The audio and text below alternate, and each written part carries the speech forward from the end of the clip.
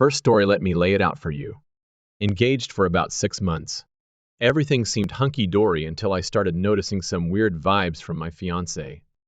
She'd be disappearing at odd hours, making lame excuses for not sleeping well, you name it. And get this, the guy's even doling out advice on how to cheat. Like, seriously, who does that? But guess what? Ain't no way that's happening. I was done. Done. I got myself a new phone plan, new number, the whole shebang. And when she walked in from work, I dropped the bomb. It's over. Pack your bags and hit the road. Sure, I felt kind of bad about the wedding expenses her folks had already sunk in. Cut off my old cell service, and off I went, on to greener pastures. I wasn't ready for marriage. Her tears eventually turned into anger, but hey, I had to do what was best for me. Come Friday afternoon, I hit the road. Cut off all contact, blocked her on every platform. Her parents even reached out to mine, apologized for everything. She messaged me saying she understood why I did what I did, but thought I could have handled it better. Driving for hours, thoughts swirling in my head. I just didn't have the energy to deal with it, you know. All I wanted was to escape from it all. It's all about those text messages between my ex and the other guy. I've got like 12 pics of their conversations, so you could say I've got quite the evidence stash. Plus, a few other pics that aren't exactly concrete evidence, but still pretty incriminating. In the end, we're not built for monogamy. Give me a break. And then my ex, she's over here talking about being nervous, but enjoying their time together? And accusing me of cheating? I didn't reach out to the other guy's spouse, but I sure as hell sent those letters and screenshots via FedEx. Tracked it all too. Part of me wants to talk to my ex, but another part thinks she's in full-on denial mode. If that's the case, there's no point, right? Been chatting with some mutual friends, but I'm not really diving into the nitty-gritty details. Just changing the subject when her name comes up. Got a sweet setup in my apartment complex, making friends left and right. And my work crew? Actually, I already reached out to them. Had a chat with my father-in-law, and it went surprisingly well. Heard through the grapevine that my ex moved back home and quit her job. Did a little Facebook creeping on the other guy's wife, and it looks like she got my package. So, yeah, things are happening. Got me thinking, maybe she's thinking about ditching the other guy. Can't say for sure, but it's a thought. As for me, I'm just loving my new job. Making new friends left and right, you know how it is. Not ready to dive back into the dating scene just yet, but I'm feeling pretty positive about meeting someone when the time's right. Total blur for me. It was like I was barely functioning, you know? Man, that was like a punch in the gut. But let me tell you, it was hard as hell to pretend like everything was okay when it clearly wasn't. He told me to keep it short and sweet, said he'd handle the rest. At that point, I just wanted to wrap things up, you know? Guy definitely knew his stuff. Must have seen it all before. Second story, all right, so let me give you the lowdown. We were together for a solid 3 years. Sure, we had our UPS and downs, like any couple, but man, we were madly in love. Truth is, she's not the best at opening up. But hey, she tried to work on it, and that kept us chugging along. And you know what? It was a real low blow. She finally came to her senses and cut ties with that guy. Turns out, instead of talking to me about our issues, she was spilling the beans to him. And get this, they were even sending each other explicit texts behind my back. Talk about a punch in the gut, right? But when I put my foot down and made it crystal clear that I wasn't having any of it, she ended things with him. But guess what? That was just the beginning of the end for us. Our marriage went downhill faster than a snowball in hell. I kept bringing up the D word because things were just going from bad to worse. Thought it was for the best, you know. So she takes off for a couple of weeks. I figured she was just hanging out with her girlfriends like she said she would. But then, I stumble upon her online dating profile. And let me tell you, it hit me like a ton of bricks. She tries to play it off, says she was just chatting with these guys, nothing serious. But come on, who's she kidding? She said she deleted the account, but surprise, she didn't. Things were surprisingly civil between us, considering the mess we were in. She'd come home, quick shower, slap on some makeup, and off to spend the night at a friend's. Or so she said. Can you believe it? So instead of just calling it quits like any normal person would, she decides to sleep around with not one, not two, but 5 different Marines. It's like she flipped a switch and suddenly forgot all about us. I go through her phone, and what do I find? Evidence. Evidence of her fooling around behind my back. It hit me like a ton of bricks. I confront her about it, and at first, she tries to downplay it, saying it was just a kiss or two. Like, seriously? She thought our relationship was over, so she goes and lines up these guys like it's some kind of buffet. And the kicker? She's right in the middle of it all, getting cozy with these dudes while I'm left wondering what the hell went wrong. I've suggested couples counseling more times than I can count, but she shoots it down every single time. She says she's blocked all those guys now, claims she's only talking to her family. But let me tell you, the damage is done. I've been sick to my stomach. Ended up in the hospital from dehydration because I couldn't get those images out of my head. It's like a nightmare I can't wake up from. And you know what's the worst part?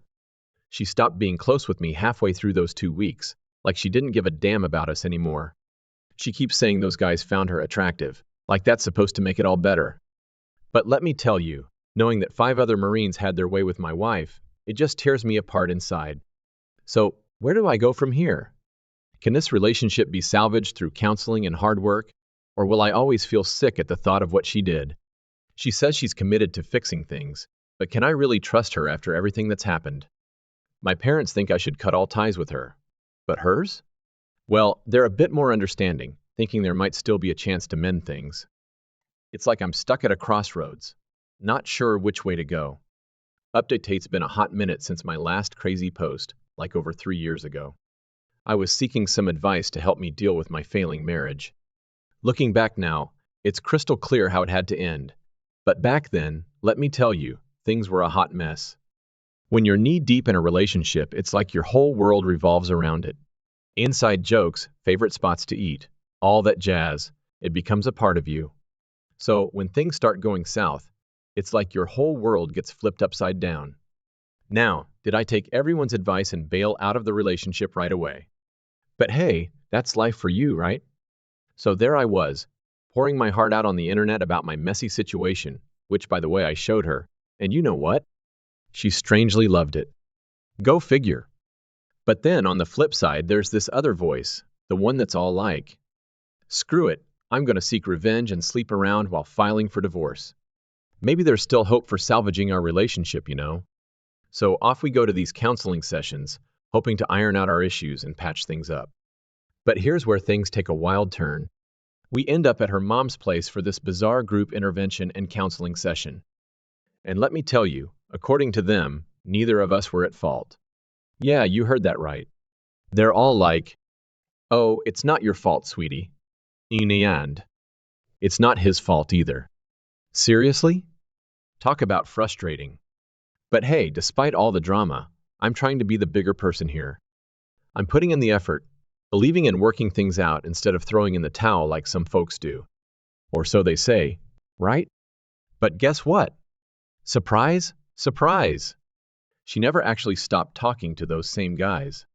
They were like pests in my life, popping up every couple of days with their flirty messages and sleazy comments.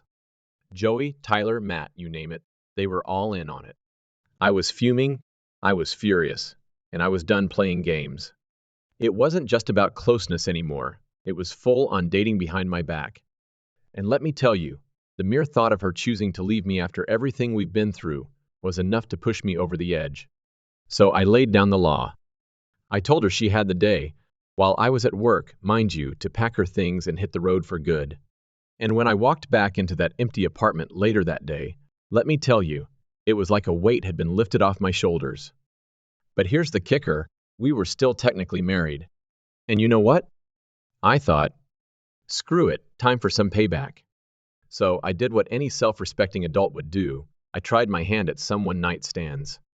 Yeah, I know, not exactly the classiest move on my part. But hey, at least I was honest with these girls about what I was looking for. Despite all the drama and heartache, I somehow ended up hooking up with my cheating wife. Yeah, I know, it sounds insane, but hear me out. It was like this messed up cycle, you know? She'd leave her boyfriend, we'd have one last romp, and then bam, back to square one. And you want to know what's even more messed up? She was jealous of my newfound escapades during this time. Like, seriously? Talk about a double standard. But hey, in my defense, if she hadn't been out there messing around with a bunch of guys, I wouldn't have felt the need to go out and do the same. It's like we were caught in this never-ending loop of betrayal and regret. Anyway, eventually, we reached the point of no return. That was truly the last time we were together. And let me tell you, by some miracle, I managed to come out of that whole mess STD-free. Can you believe it? It felt like a straight-up act of mercy from the big guy upstairs. But here's where things get interesting. In a twist of cosmic karma, she ended up getting a treatable infection. We terminated our lease on the apartment, the one where she no longer lived. And to top it all off, my military contract conveniently ended around the same time. I mean, talk about a fresh start, right? No friends, no family, no exes, just me and the open road. I mean, seriously, it's been amazing. I was always either crashing with a roommate or sharing a place with my ex. So when suddenly there was no one's house to go to, it was a bit daunting, to say the least. I absolutely loved it. And slowly but surely, I started to feel more at home in my new apartment. Along the way, I made some new friends, and things started looking up. But here's where the plot thickens. This is also where I met my current fiancé. Yeah, I know. Talk about a plot twist. It's crazy to think that I ever doubted finding someone like her after my divorce. She's everything I never knew I needed. Well, I guess what I'm trying to say is that sometimes, against all odds, things just work out. My divorce didn't leave me in some Joe Exotic level financial mess. Nah, I bounced back just fine. My new job is the bomb, and my fiancée? She's even more amazing than I ever could have imagined. When I look back at where I was when I wrote that old post, it's mind-boggling how much my life has changed. I come home now, and I'm genuinely happy. We're so compatible that it feels like this is how life is meant to be.